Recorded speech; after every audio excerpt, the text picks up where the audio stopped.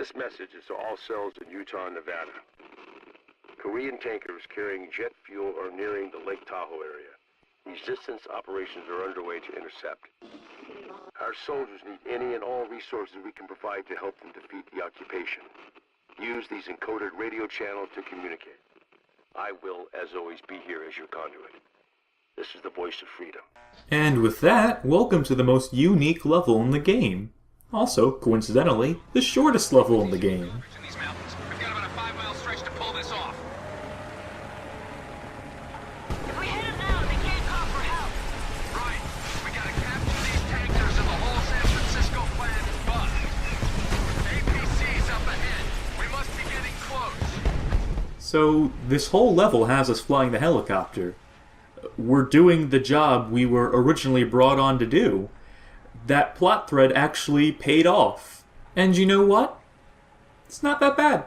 Actually, control's kind of okay. We got the GPS signal from the transmitters. The convoy should be just up ahead. I come from the school of thought that if you're going to put helicopters in your first-person shooter, you should probably make them as accessible. Try to make them control like a character would in a first-person shooter, so it's not too much of a shock when you get into the cockpit. And this does a reasonable job of that. You've got WASD for movement and strafing, or whatever the helicopter equivalent of that would be. Space ascends, control descends, mouse is used to steer the helicopter, as well as fire your rocket launchers and your machine gun. And that's it. And that's, honestly, all you should really need for this sort of thing. Put some tire on. Plan isn't working. The tankers are slowing down. Alright, plan B.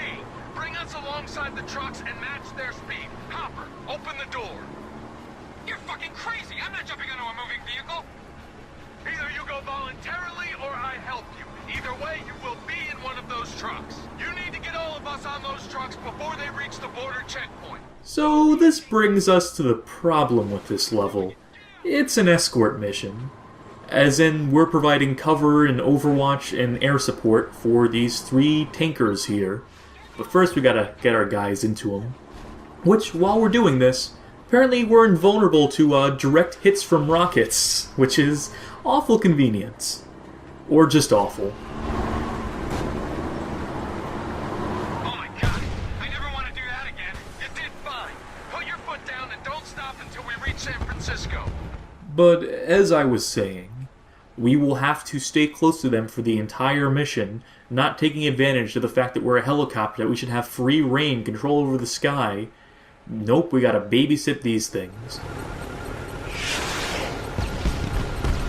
So the winning strategy, as it were, for this level, involves you getting ahead of the convoy until you see the nice prompt on screen letting you know to return to the convoy. What are you doing?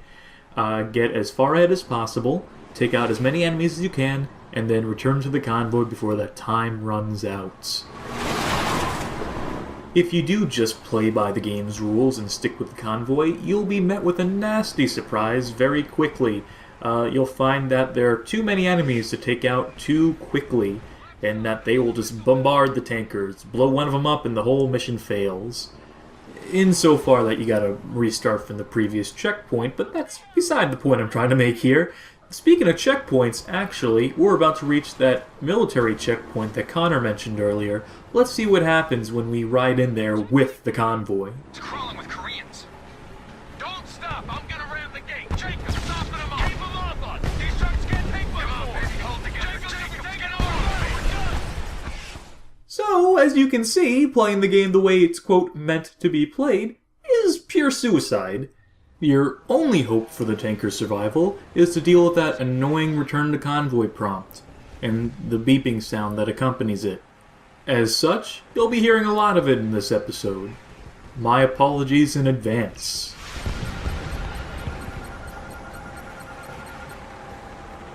On the bright side, this is the shortest level in the game, so you won't have to put up with it for too long. You know, that fucking figures, doesn't it? Here we have the most exciting level in the game, the most genuinely fun level in the game, and it's only 15 minutes long. Also, please to bear in mind that this is the second to last level in the game, and that we do not have the helicopter in the next level. To say that this game has pacing issues would be a major fucking understatement. Ladies and gentlemen, welcome to California. California, huh? Looks pretty goddamn similar to Colorado now, doesn't it? Wait, come on, baby. Hold it, get the overpass. Get him off me. I'm taking fire. You'll notice our buddies talking over themselves a lot in this episode. That's because, in addition to running their goddamn mouths throughout the whole episode, they also are scripted to react every time a single bullet hits them, so that leads to a lot of overlap. I don't think these things were meant to go off-road. Just follow my lead. Jacobs, cover us. We're gonna push through this neighborhood. And here we have the most entertaining feature of the whole level, which is being able to blow shit up with our guns. Unfortunately, we can't blow up the houses, but buses, trucks, anything that looks explosive will probably explode when shot. I like to pretend I'm Godzilla or something, just destroying a whole fucking town and not giving a shit.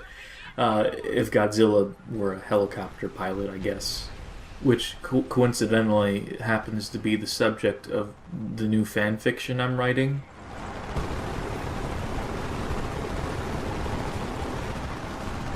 Connor, what are you doing? This isn't a demolition derby. We don't stop for shit. Just get on the road and keep using like a battering ram. These are good, solid trucks. It can handle it. I have the feeling they included this bit here with Connor ramming into the row of porta potties as a sort of excuse or acknowledgement that should the tankers happen to hit any other objects during their scripted route, should they hit any other debris that you might create from blowing shit up or whatever, that this would be their excuse for the trucks just nonchalantly pushing it out of the way as they continue to drive forward. Or maybe someone just wanted to make a pun out of the line, "We don't stop for shit." Get it?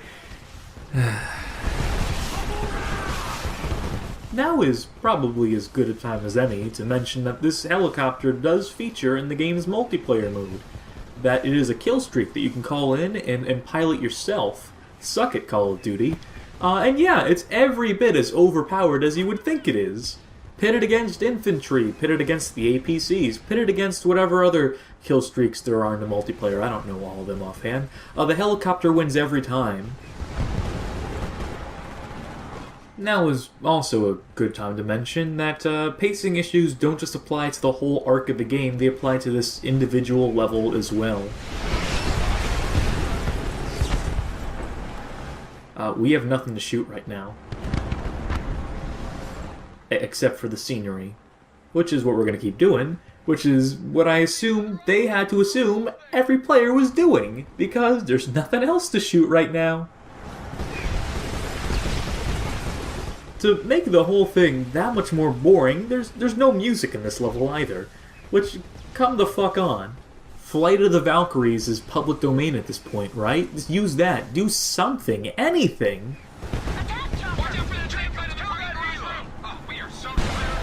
And then out of fucking nowhere, an attack helicopter plus a SAM turret at the same time, and everyone has to shout all at once so you can't hear what any of them are saying, and there's no rhythm to this. There's no timing, there's no pattern, there's no pacing. Fuck! Pacing is a word I toss around a lot, but only because it's so fucking important to games, especially to action first-person shooters. To have gaps where you're doing nothing in a level like this is unthinkable. This level should be constant shit popping off every second. Infantry over here, shit to blow up over there. They should be giving you stuff to do. And instead, it's just waiting. That's the last of them. For now, maybe. They sure as shit know this isn't their convoy anymore. We gotta keep rolling. Waiting for things to happen. And when they do, it's 3 things at once, and they expect you to take care of it in a timely fashion. Because after all, you have more waiting to get to. Of course, I mention it because it doesn't just apply to this one level, it applies to the game as a whole. From the very first level till the very last, which, by the way, is the next episode. I say that this level is my favorite because it's the most unique, it's the most different, it's a much needed change of pace. It's late in the game, yes, it's out of place, and at the end of the day, it's still not a very good level, but fuck, It's the best we've got. Oh, shit. Damn it, Connor! I told you to be more careful. Can you get it started again? I'm trying. We're sitting ducks out here. Which brings us to the worst part of the level, which also happens to comprise the rest of the level, which is holding this position. Our helicopter sequence has just turned into a turret sequence. Closing in. Shit, they'll be on us all the way to Frisco. Hopper, lay all the C4 you've got on the bridge. We're gonna make sure we're not followed. All right, but it's gonna take a minute. Jacobs, cover me. So here we are in a helicopter, with full freedom of movement, ascending, descending, all of it, and we're being made to hold a single position, and if we fly too far away from it, the game gets mad and tells us to go back. To top it all off, there's barely anything to shoot here. They come in sort of waves of 4 or 5 at once, and once you take care of them, there's another like 10-15 second gap till the next wave. What a waste of potential this whole level is. This whole game, really, but let's just focus on this level for now.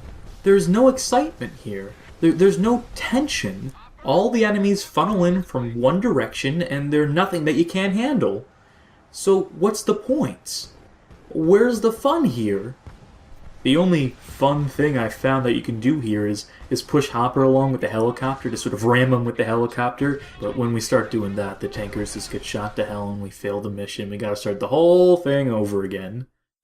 By the way, get a load of this load screen here, which, hey, these guys look kind of familiar, but not exactly, because they look like sort of weird concept art versions of the characters in the final game. Like, you could make the argument that it's supposed to be them when they're younger, maybe a few years ago or something, but why would they be wearing the same clothes then that they're wearing now? Do they only own single outfits apiece? Oh, but I'm putting more thought into this than the developers did before they put it in the game.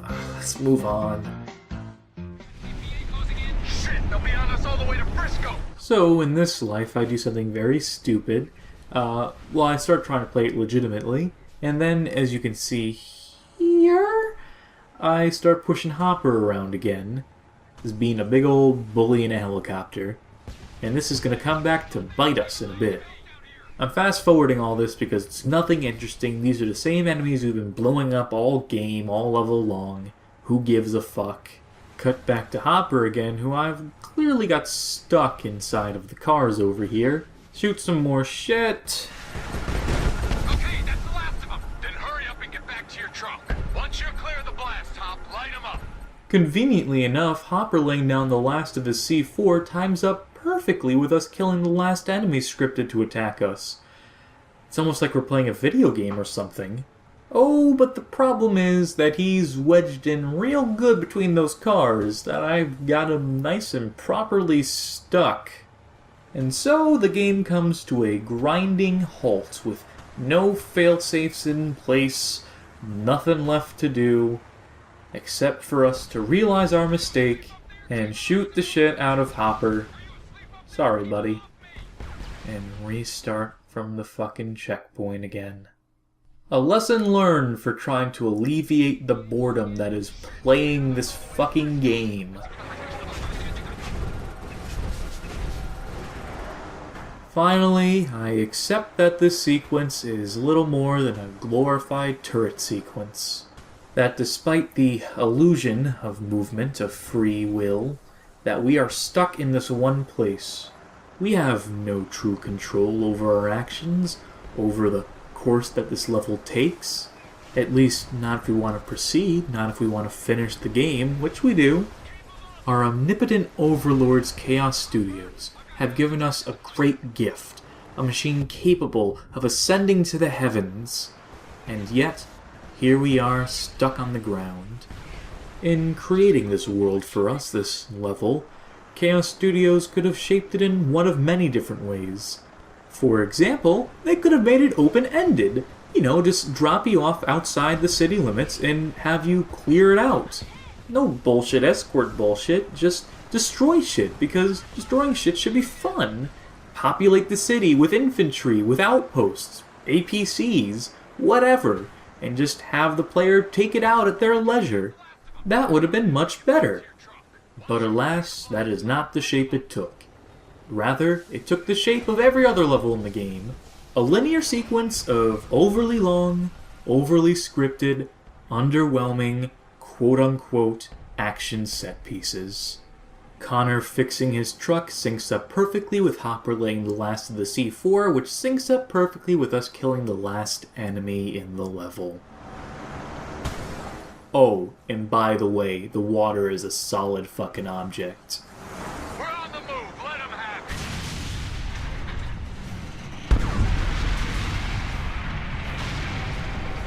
Holy shit! That ought to slow the fuckers down. This is Connor Morgan of the Montrose, Colorado Resistance. We have 3 fuel tankers to deliver to the U.S. Army. Copy that. You're just in time. We've got a forward operating base set up in Sausalito. Meet us there, over. Roger. We'll arrive in 3 hours with air escort. Resistance out.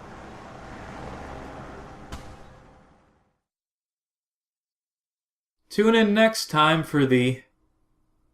Well, I was going to say exciting conclusion, but that would just be lying now, wouldn't it?